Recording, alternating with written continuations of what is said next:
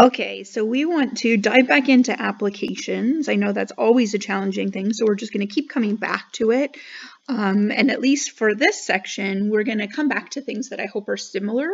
We're going to start with some proportions. That's this first chunk, which I hope are similar from a previous class. We haven't really hit proportions yet, but they have a really definite setup, so they usually aren't too scary for people, although some of them get a little weird, and I tried to pick some of those weird ones here so that you can get good examples. We'll also look back at some distance, rate, time, and mix problems again, which hopefully we've seen in other courses, but also we've started to try and work on them a little in the previous chapter. So hopefully we're going to start feeling like we're making some progress on understanding how those work. Okay, so first one, we're just given the ratio. So we're looking at methane, and it consists of a 1:4 ratio of carbon atoms and hydrogen atoms. So for every 1 carbon atom, there are 4 hydrogen atoms. We have a sample that contains 1,565 atoms total, and we're supposed to figure out of that how many of them are carbon and how many of them are hydrogen. So I could probably think of a couple different ways to do this, but let's think about right off the bat as we work into doing this in the equation setting, we need a variable and we need to know what it represents. So I think in a lot of the ones in the previous section, I gave you your variable, but I want you to start thinking about that. And generally, a good way to pick that is just to look at what you're being asked. So I want to know how many carbon atoms and how many hydrogen atoms. I don't really want a variable for both, so I'm just going to pick one. Let's let x equal the number of carbon atoms. And do be specific when you're defining your variables. It's not enough to say x equals carbon, because I don't know what that means. You have to tell me exactly what about carbon we're measuring with a numerical value, right? X represents a number. That number tells me something about carbon. Tell me really specifically what it tells me about carbon. So I want to know how many carbon atoms do I get out of 1,565 atoms total. So I'm going to say I have X carbon atoms, and this is just kind of for my own thinking that I'm labeling, although it's never a bad idea to have units, out of 1,565 total atoms.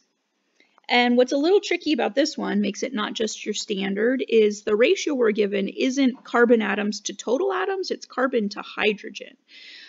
So another way to look at that is out of 5 atoms total, we know that 1 would be carbon and 4 would be hydrogen. So if I want to use that ratio to figure out of my bigger sample, what am I getting? I would say I have 1 carbon atom out of every 5 total atoms. So this would be my setup. Ratios should be pretty simple to solve, or proportions, I'm sorry. We're setting 2 ratios equal to each other, which makes a proportion. It should only take a step or two to solve them. So it's really just a matter of being very careful about what your variable represents and figuring out how to make sure that the 2 sides match up. So if you put carbon atoms on the top and total atoms on the bottom, you need to mirror that on the other side. And this is kind of just a scaling up problem. If a small sample of 5 atoms has 1 carbon, we know that proportion should stay the same, that ratio should stay the same, then we can use that to figure out how many carbon atoms are in 1,565 total. So to solve this, we would just multiply both sides by 1,565, 1,565, and if you want to think about units, that's total atoms. And since we're multiplying by it, it'll cancel with the division that we have. So we need 1,565 over 5. Instead of trying to think that in my head, I'm going to go ahead and check it. 1,565 over 5 is 313 carbon atoms. We were also asked how many hydrogen atoms there will be. Hydrogen. So you could go back and do a proportion again, but I would say that what we know is that there were 1,565 total atoms, If we subtract off the 313 carbon atoms, we should get, I don't know, what do we get? 300, so, oh, I can't do arithmetic this morning. I'm going to cheat with my calculator. 313 is 1,252 hydrogen atoms.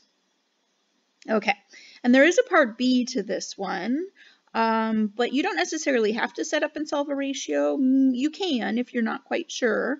The question is, can a sample of methane contain a total of 1,566 atoms? And I think really what this is getting at is the last one worked out and made sense because 1,565 could be evenly divided by 5.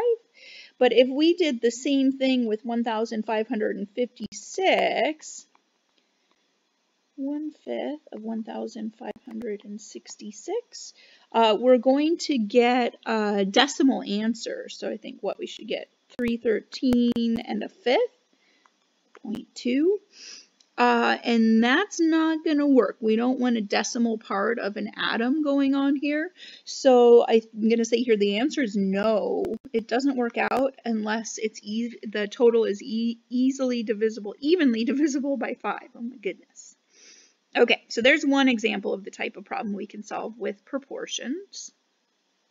This is another really classic one, biology type application. Sorry, this is being really blurry. Focus. There it goes. Take and release. And these are interesting because I think sometimes it's just tricky to figure out what your units are. What are you actually putting in your ratio? So what we have is we have a wildlife refuge. We're interested in how many deer live in the wildlife refuge. Apparently it's big enough that it's not easy for us to just go out and count them individually. So one way to estimate a population is to capture a sample and somehow mark them, usually tagged, right? So in this example, 30 deer were caught, they got tagged, they released them back into the population. They supposedly go out and mingle, right? And then you go and you catch another random sample with 40 deer in it. And you find that 7 have tags. So this isn't perfect, but the idea would be if we had 7 tags out of 40 deer in our sample, that we should roughly have captured the same ratio we would have in the population. So if we're trying to estimate the total number of deer in the park, let's call that big D. Total number of deer in, I'm going to say refuge. I kind of changed vocab on you. The refuge. Then we know out of the total number of deer, we have 30 tags in the mix, and that's how you set up these catch and release problems. So you figure out the ratio of tag to untagged or tag to total in the sample, and the assumption is that that should at least be somewhat similar to the ratio that you would get in the bigger population. This one's slightly messier to solve because our variable is stuck in the denominator, so we're going to multiply both sides by d this time, and we'll say we have 7 over 40d equals 30. And then to get rid of the 7 over 40, we would divide by 7 over 40, which is the same as multiplying by 40 over 7. So what are we getting? 3/1200 over 7. And we're going to get some kind of decimal out of this, and that's actually okay, right? We don't expect this to be perfect. If we had the ratio right for hydrogen and carbon atoms in the last one, we do expect things to work out perfectly. But here, we're just doing our best to estimate, so we'll just round. So 1200 over 7, I get approximately 171.4. So we're not going to have a fraction of a deer. So I'm going to say that I think there are about 171 deer in the refuge. That's my answer to the question. So again, kind of a classic ratio proportion problem is this capture and release. And this is something that is really done. This isn't just a silly made up thing. This is how we estimate populations of different things where we can't just go out and count all of them. Okay, just one more, similar triangles. We're hopefully going to do a little more triangles work later, but I've decided that this one should probably come up now because it's another really good proportion problem. So we're visualizing that a person who is 1.8 meters tall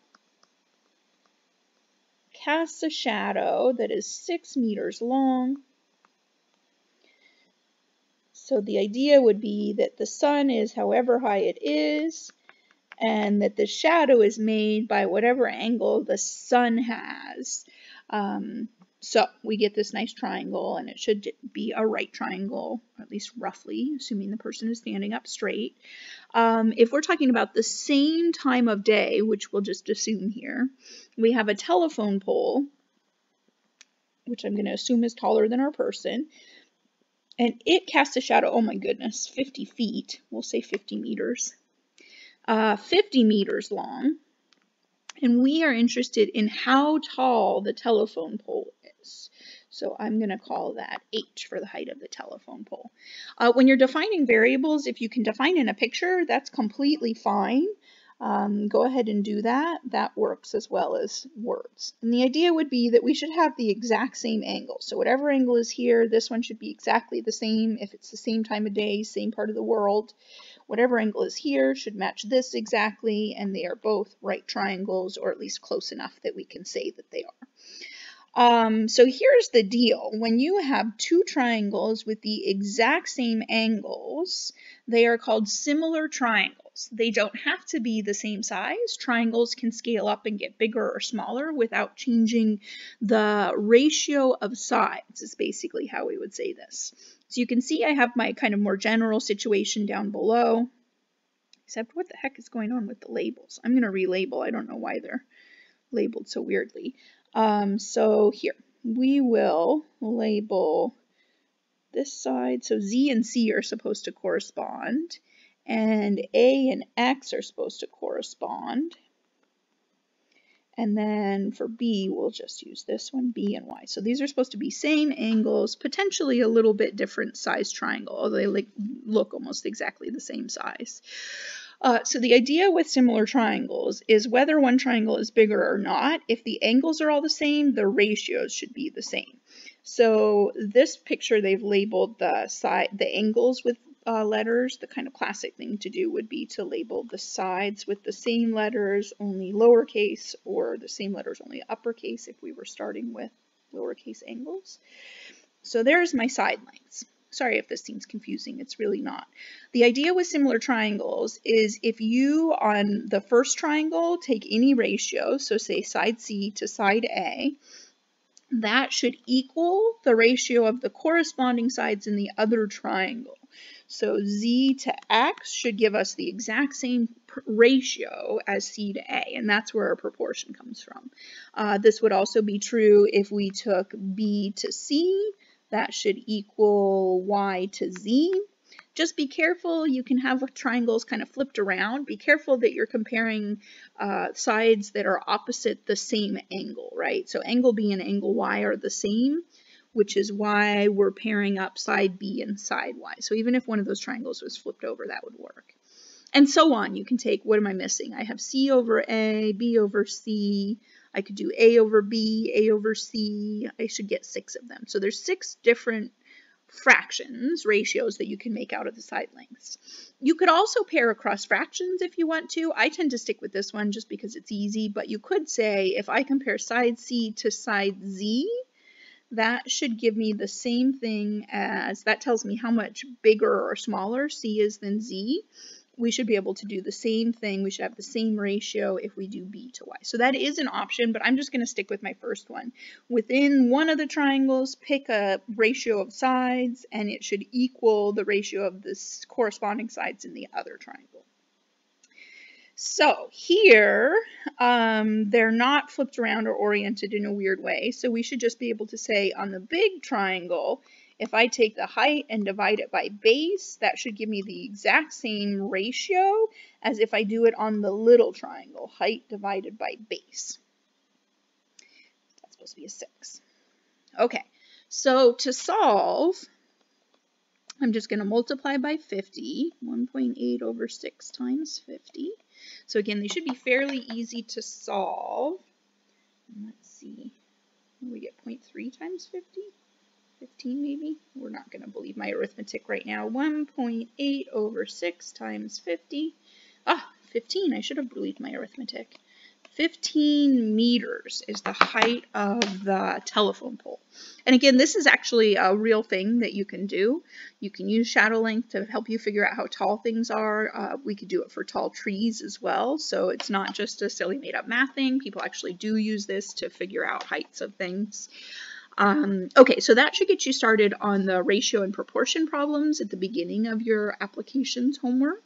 Let me know if you get stuck anywhere.